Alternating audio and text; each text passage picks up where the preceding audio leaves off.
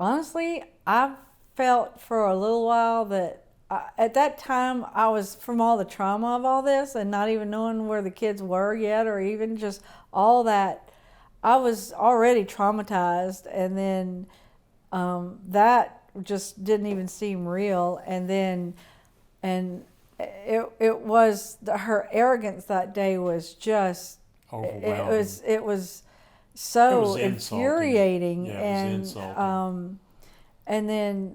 And then I saw that picture, and I never knew I had eyes like that, but I had people come up and say, I've seen those eyes before.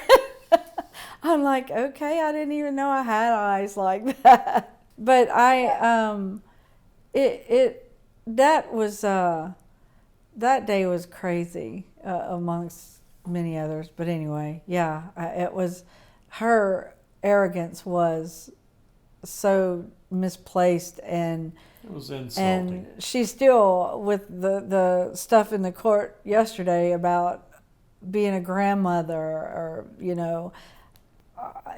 whatever. She can, it doesn't matter if you call me grandma or Kay. It's just, I know what I was to JJ, and she can never take that away from me, Yeah. ever. Her That's attorneys exactly right. can talk all they want, but we're still the grandparents. Yeah. Poor me, here I am on trial. That's what it's going to be. But you know what I'm really looking forward to is, I don't know if I can get in trouble. I've got to find out. But in the courtroom, I just want to stare her down. I just want to stare her down and let her know that, she's not winning this one. She's not going to win this one. The arc of justice tends to bend to the righteous. And when she sent it, I read it, and I was so upset. The last few days, these rulings that the judge is making, and then yesterday was the most insulting day of all, when they said in court, her attorneys, Jim Archibald, said that we're not the grandparents. That it was absolutely the most insulting day, hurting day that I've had in this whole process, because there's no two people on earth that loved JJ more than Kay and I did. And look, we've got 16 grandchildren. We've got 8 great-grandchildren. JJ was our only special needs child. Well, it was like he was our baby. He was our baby. We brought him home.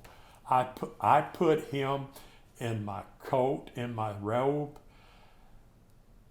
and I bonded with him. And for somebody so insulting, and who is just, that was the biggest insult in this whole case so far to me. For him to say that we're not his grandparents was absolutely the lowest point in his life. And then it wasn't long after that I received this: the arc of justice tends to bend to the righteous. And after last night, I laid in bed and I thought about it, and I've read it over and over, and I've thought about it. And I feel like that the arc of justice will do the right thing in the end. That justice will prevail.